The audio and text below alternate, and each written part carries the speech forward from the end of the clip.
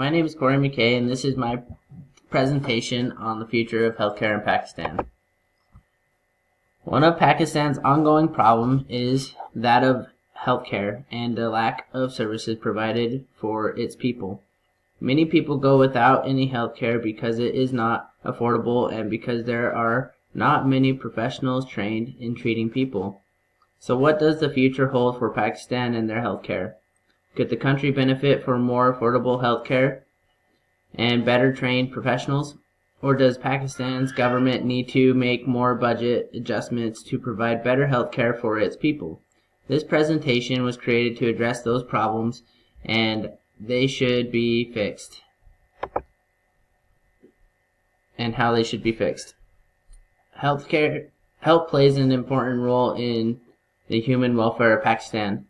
Those with good health provide a better economy to Pakistan in urban areas. Access to healthcare is not a concern because of how close they are to facilities and because it is more affordable. For those in rural areas, people are too far away from clinics and hospitals. Because of this, illnesses push people into poverty because of loss of wages and high costs for treatment. Poverty and health go hand in hand. It is a vicious cycle. Poverty produces illnesses and ailments, while ill health produces poverty. The biggest problem is that healthcare costs are outrageous, which puts individuals and families into poverty. Poverty also influences the health of children even before they are born. Because of limited access to health care and good nutrition, babies are often born premature with little chance to surviving.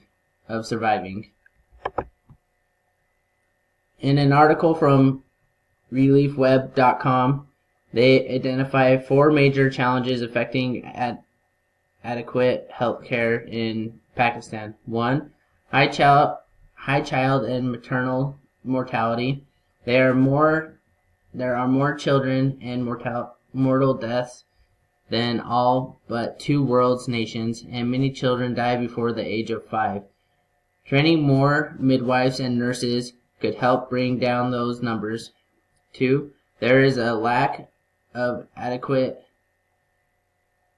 nutrition. When the body doesn't have the right amount of nutrition, it begins to weaken and make it more susceptible to disease. 3. Lifestyle disease such as heart problems, diabetes, and concerns have become more prevalent. These are harder to get treated due to high health care costs. 4. Public health spending has declined over the years due to natural disasters and conflict. They have little support for medical costs, and rapid population growth make resources even smaller. So what is being done to help in this situation? Currently, there are a few programs that are in place to help with some of the healthcare issues. The expanded program of immunizations is a low-cost intervention that provides vaccines for children to help protect them from preventable diseases.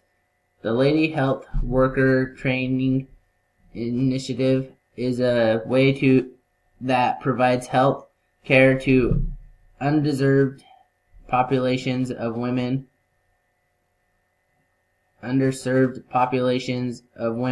children right at their doorstep. Save the Children part of the Maternal, Newborn, and Child Health MNCH focuses on strengthening the health system of Pakistan, ensuring access and availability of nutrition, primary health care, and family planning.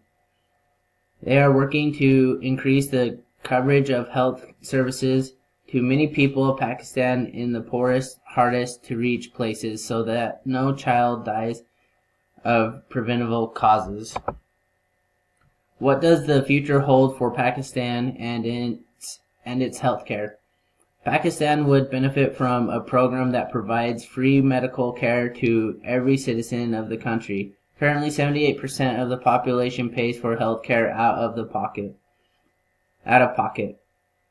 If the country were to realign their spending to giving more to healthcare, then they would have less poverty and lower mortality rates. Pakistan would also benefit by having more trained professionals readily available in all areas. That is what Pakistan really needs, is access to healthcare everywhere. The population needs better access and education on healthcare. Pakistan is struggling with its lack of appropriate healthcare. Many people are dying every day because they don't have the access that they need.